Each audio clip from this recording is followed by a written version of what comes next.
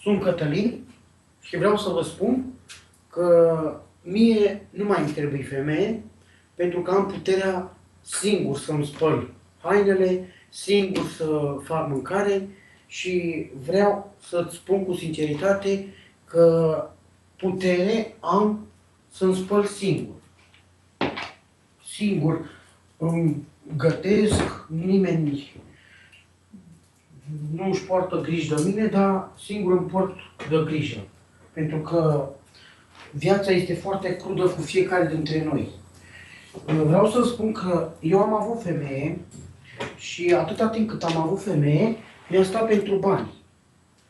Nu am avut o femeie care să mă iubească cu sinceritate. Și vreau să spun că știu, sunt conștient că nu toate femeile stau pentru bani. Dar există multe femei care stau pentru interes. Și îți dai seama că când există femeie care stă pentru interes, aceea nu vrea să facă casă cu tine, un viitor alături de tine. Pentru că este curvă. Dar eu vă spun cu sinceritate că mi-aș fi dorit să am copii, să le ofer dragoste și afecțiune. Mi-aș dori din suflet să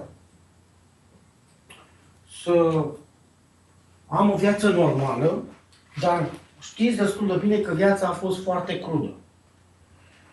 Pentru ce să-mi iau femeie? Să o țin în vârful patului? Eu să muncesc ca prostul, ea să găsească totul la botul calului? Sincer să vă spun, nu se merită să mai ai femeie în ziua de azi. Dacă ai nevoie de femeie, te duci pe centură, tată, că acolo găsești o grămadă. Îți face treaba. Femeia după centură nu face ce face femeia de acasă. Asta după centură îți face curățenia la locul de muncă, dar te face să te simți bine. Pe când femeia de acasă, tot timpul, dăm bani, dăm bani, dăm bani. Dar, cum să zic, am văzut și am observat că în România există multe femei care se căsătorește, se plictisește de bărbat și după o lună de zile, maxim 3 ani, dă divorț. Asta e o prostie omenească. Fraților, eu sincer să vă spun, nu mi-aș dori din suflet să fac casă cu nicio femeie. Eu am putere de lucru, am putere să îmi fac singur viața.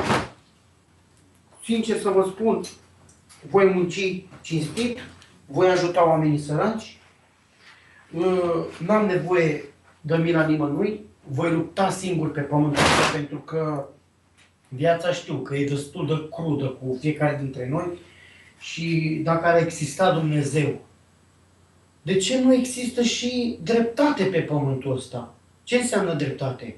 Adică de ce ăla are mult, ăla n-are deloc? Acum sincer să-ți spun, gândiți-vă și voi la logica, la chestia asta. Eu întotdeauna m-am întrebat, oare există Dumnezeu? Dacă ar exista, ar distruge pe toți bogătanii ăștia și ar ajuta mulți sărmani care n-are putere să se ridice. Eu au fost zile când am murit de foame și am încercat să-L cunosc pe Dumnezeu, dar nu l-am găsit. Pentru că am văzut că viața e necinstită. Da, fraților. Vreau să vă spun că în ziua de azi se merită să lucrezi singur, să-ți vezi singur de viață, pentru că eu am putere să îmi spăl, am putere să-mi gătesc și sper să fiți alături de mine și vă mulțumesc în suflet. La revedere! Vă salută Cătălin din Olanda.